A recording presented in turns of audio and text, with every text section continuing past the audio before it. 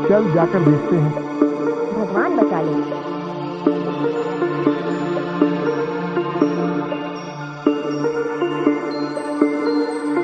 कभी कभी लगता है अपुनिक भगवान है।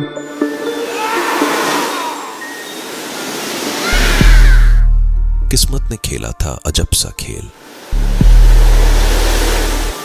जो ले आया था दो दोस्त को एक दूर अनजान जगह पे। ये हम कहां आ गए? भैया, आपका खेल तो नहीं? मैंने तो जादुई जड़ी बूटियां तो कभी खाई नहीं कि मैं जादूगर बन जाऊं।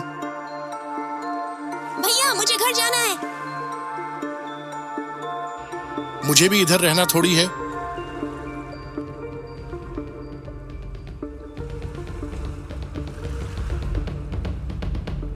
चल भाग।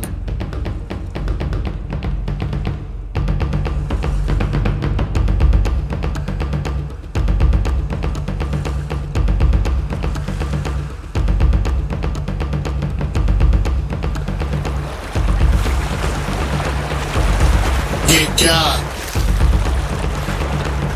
भैया, तालाब। मैं अंधा नहीं हूं, पप्पू।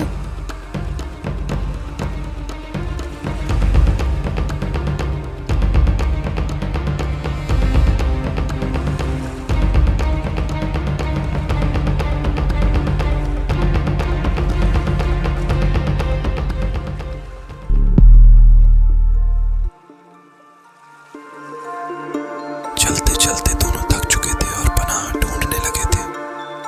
भूख की तालाब उन्हें पागल करने लगी थी, प्यास भी उन्हें सता रही थी। शाम खा जाती है रात को, और फिर रात किस किस को नहीं खाती है। रात के करीब आने से ठंड का एहसास होने लगा और कपकपी जाग गई। गुड्डू और पप्पू लकड़ियां ढूंढने लगे और पत्थर की चिंगारी से आग लगाकर आराम करने लगे। अब उनके पास गपशप के अलावा कुछ भी नहीं था करने को। चलते चलते मेरे पांव के लग गए 12। तू आवारा और मैं बेचारा। वाह वाह। सो जा अभी, वरना कान के नीचे लगेंगे 2-4। गुड्डू ने वादा किया था कि वह कुछ समय तक जागते रहेंगे और फिर पप्पू की बारी होगी। ठंडी रात ने उन दोनों को गहरी नींद में डाल दिया। हमें कभी नहीं पता चल सकता कि जंगल के अंधकार में क्या छुपा होता है, क्योंकि जहां वे थे वह अज्ञात और खतरनाक था।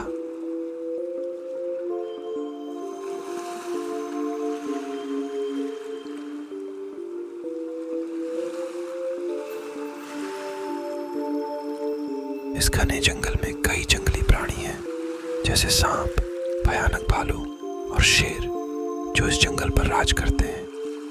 पर यहाँ और भी कुछ प्राणी हैं जो इनसे भी ज्यादा खतरनाक और जानलेवा हैं।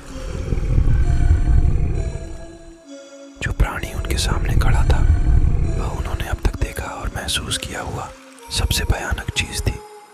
इसका सबसे डरावना पहलू इसका पूरा गंजापन था, जिसमें इसके अलौकिक रूप पर एक भी बाल नहीं था। इसकी त्वचा एक बीमार सा पीला रंग। भैया भैया, उठो। घने जंगल के छत पर से आती धीमी रोशनी में हल्का सा चमक रही थी। इस प्राणी की आंखें अंधेरे के तालाब की तरह थी, जिनमें एक बुद्धि का प्रतिबिंब था जो उनकी रीढ़ की हड्डी में ठंडक भर देता था। इसके अंग लंबे और नसीले थे, जो एक अप्राकृतिक कोमलता से हिलते थे। ये कौन सा जानवर है पप्पू? भैया, हमें बचा लो। गुड्डू और पप्पू आतंक में जमे हुए एक दूसरे को चौंके हुए नजरें देते रहे, जब इस प्राणी ने एक अलौकिक आवाज निकाली।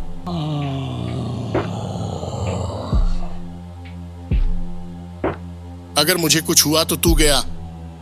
उस पल में हवा में एक अव्याख्येय भय का भार आ गया, जो उन्हें इस विचित्र और खतरनाक मौजूदगी के सामने लकवा मार देता था। है यहाँ मेरा ही चलता है और यहाँ का मैं ही राजा हूँ। यह मेरा इलाका है, यहाँ मैं झलक झलकाऊंगा, फिर तुम्हारे टुकड़े टुकड़े करके खा जाऊंगा। हाँ हाँ हाँ।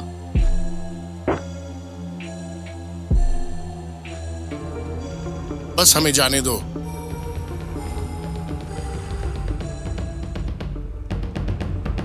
भाग पप्पू, भाग।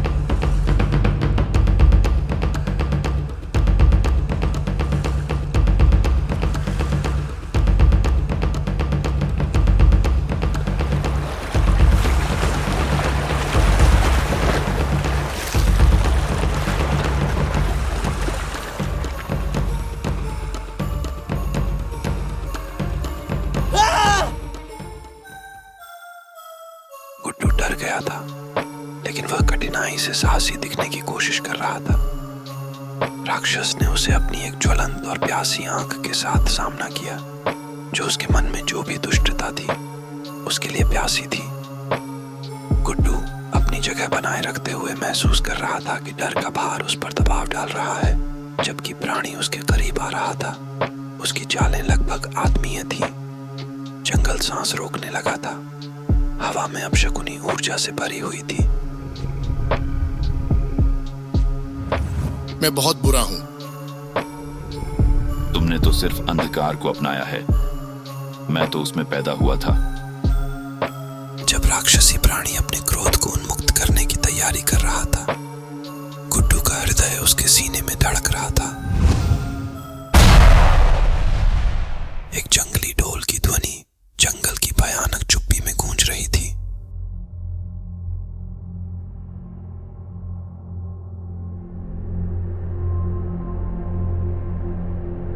कभी कभी पल भर में हालातें कहां से कहां चले जाती हैं।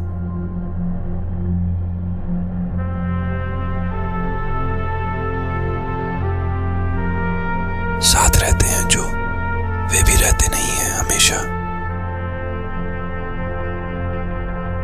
कुछ पल का जीना फिर तो है जाना।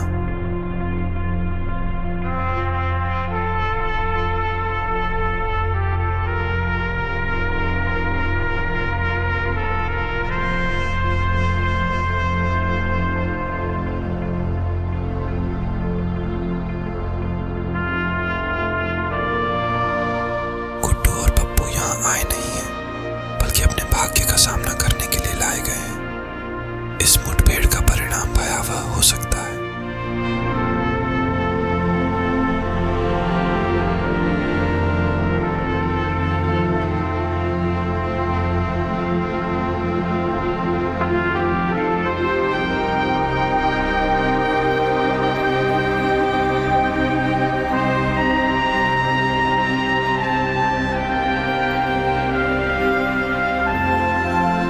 पर इस कठिन समय में सिर्फ एक ही व्यक्ति है जो उन्हें बचा सकता है।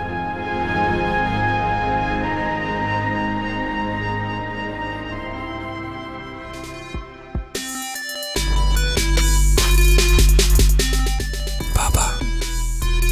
स्वागत नहीं करोगे हमारा?